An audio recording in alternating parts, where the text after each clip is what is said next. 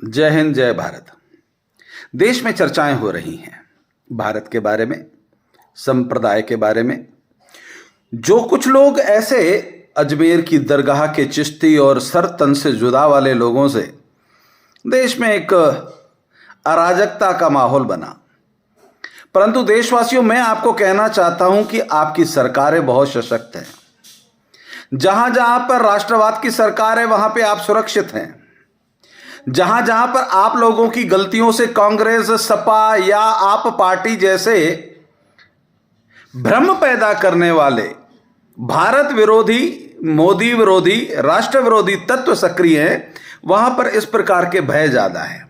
और ये परिस्थितियां जो पैदा हुई हैं, इन पर आपको नजर रखना बहुत जरूरी है। आगे आने वाले चुनाव में आपको यह समझने में सहायता मिलेगी इन सभी घटनाक्रमों से कि किस पार्टी को वोट देकर आप सुरक्षित हैं। आज मैं देख रहा था, अधीर रंजन चौधरी भारत की राष्ट्रपति का अपमान कर रहे हैं, उनको भारत की पत्नी कह रहे हैं। क्या श्रीमती सोनिया गांधी की अनुमति के बिना अधीर रंजन चौधरी की यह औकात कि एक शब्द बोल सके? श्रीमती सोनिया गांधी, राहुल गांधी जो कुछ खुद कह नहीं पाते हैं, उसके लिए या दिग्विजय सिंह को तय करते हैं या किसी अधीर रंजन चौधरी टाइप पुतले को आगे कर देते हैं। दोस्तों, आज का विषय बड़ा गंभीर है और लंबा चलेगा। व्हाट्सएप पर पूरा वीडियो आ पाना संभव नहीं है, इसलिए मेरे इस YouTube चैनल को आप देखिएगा, सब्सक्राइब कीजिएगा, लाइक कीजिएगा, आपको विस्तार से चर्चा मिलेगी। अब आते हैं आप पार्टी के केजरीवाल पर। महाभ्रष्ट, इस देश के कांग्रेस से ज्यादा इस देश को अगर नुकसान किसी ने पहुंचा है तो आप पार्टी ने, जिसने देश के युवाओं को निकृष्ट और निकम्मा बनाने के लिए जो फोकट की राजनीति की है, यह दरिंदा भी इस देश का सगा नहीं है। यह एक विदेशी एजेंट बनकर, जैसे अंग्रेजों ने इस भारत में कुशासन किया था और भारत के लोगों को भारत में लड़ाने का काम किया था, केजरीवाल उन्हीं का एक प्रतिबिंब है और विदेशी एजेंट के रूप में भारत के युवाओं को निकृष्ट बनाने का काम कर रहा है। लालच और स्वार्थ के वश जब मतदाता केजरीवाल जैसे लोगों के षड्यंत्र में फंस जाते हैं, तो जिस प्रकार से दिल्ली के लोग बर्बाद हैं, दिल्ली की स्थिति बहुत गंभीर है, आपको समझ में नहीं आएगी।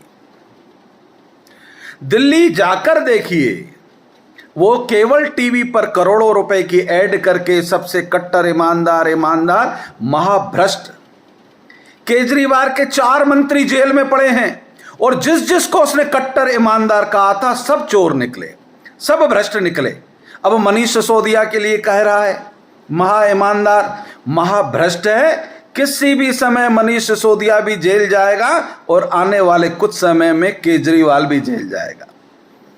शराब की नीति से दिल्ली के युवाओं को बर्बाद कर रहा है। 1 बोतल पे 1 बोतल फ्री, दूध 1 लीटर पे 1 लीटर फ्री की कोई योजना नहीं है केजरीवाल के पास। युवाओं को निकृष्ट बनाने के लिए, उनको फोकट आत्मनिर्भर बनाने के लिए कोई कदम नहीं है उसके पास।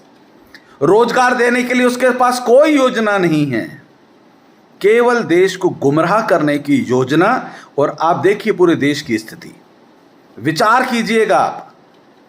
तृणमूल, ममता बनर्जी, एक मंत्री जिसकी तथाकथित गुप्त सहेली, जो उसका चेहरा सामने आ गया, उसके पास से अभी तक 52 करोड़ रुपए और किलो में सोना बरामद हो चुका है।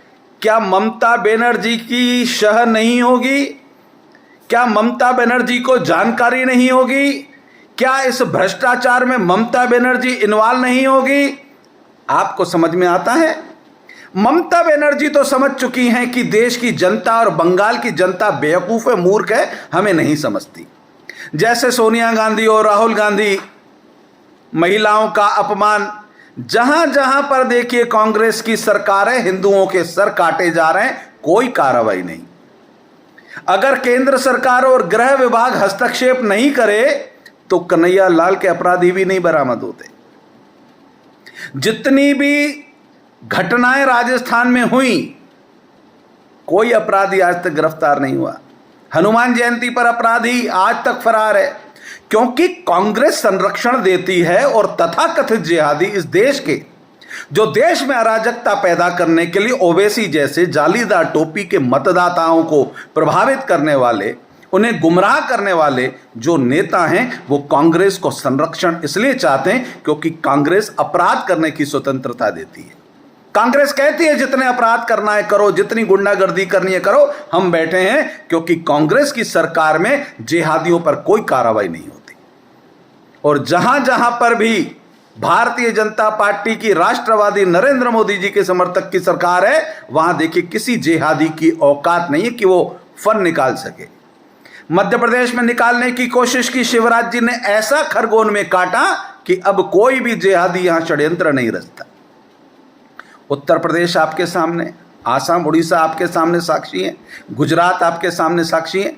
जहां जहां अपराधी अपराध मारते हैं या जिस प्रकार के जिहादी जिहाद फैलाने की कोशिश करते हैं, उनके फन को काटने का काम राष्ट्रवादी भारतीय जनता पार्टी की सरकार करती है। वो लोग मतदान करते हैं, वोट देते हैं धर्म के आधार पर, जो उनके धर्म का संरक्षण दे, जो उनको अपराध और गुंडागर्दी करने की स्वतंत्रता दे, वो उनको वोट देते हैं। परंतु इस देश का जिस दिन हिंदू अपने स्वार्थ को छोड़ देगा, अपने लालच को छोड़ देगा, सपा बसपा आप में पद प्राप्त करने की जो नेताओं को लालच और कीड़ा है, वो जिस दिन छोड़कर अपने परिवार की सुरक्षा, देश की सुरक्षा, राष्ट्र की सुरक्षा, अपने राज्य की सुरक्षा सोचना चालू कर देंगे, उस दिन इन सभी पार्टियों का वजूद खत्म हो जाएगा, या ये सभी पार्टियों के दिमाग का ऑपरेशन हो जाएगा।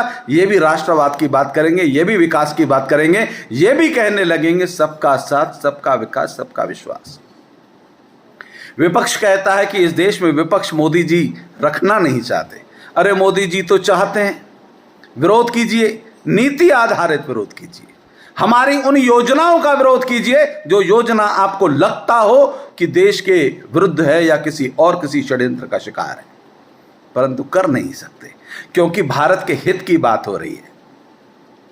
65 साल कांग्रेस की सरकार थी, भारत का जितना सम्मान विश्व पटल पर था, मोदी जी की सरकार आने के बाद उससे कई गुना बढ़ गया। यह कांग्रेस को रास नहीं आ रहा। कई विदेशी ताकतें जो भारत को पनपना नहीं देखना चाहती, चाइना हो गया, पाकिस्तान हो गया, कई इस्लामिक देश हैं, उनके दलालों के रूप में राहुल गांधी, सोनिया गांधी, आप पार्टी, सपा बसपा, ये सब उनकी फंडिंग के, उनके पैसे से आपके देश को तबाह और बर्बाद करने की योजनाएं बना रहे हैं। आप अपने स्वार्थ के चश्मे को उतारिए, बाहर आइए और भारत के हित में मतदान कीजिए। अपनी संपत्ति सुरक्षा के लिए मतदान कीजिए, अपनी बहू बेटियों और परिवार के सुरक्षा के लिए मतदान कीजिए, भारत की सुरक्षा के लिए मतदान कीजिए, भारत के विकास के लिए मतदान कीजिए। उस दिन आपको मालूम चलेगा कि यह भारत जगत गुरु था, जगत गुरु है और जगत गुरु रहेगा। आज भी यह भारत कमजोर नहीं है, गरीब नहीं है। अगर गरीब होता तो बंगाल में यूं करोड़ों रुपए निकलते। अभी तो एक मंत्री के पास से 50-60 करोड़ रुपए निकले हैं। ममता बनर्जी के हर मंत्री के पास से 100-100, 200 करोड़ रुपए निकलेंगे। आप सचेत हो जाइए, मतदान कीजिए भारत के लिए, राष्ट्रवाद के लिए।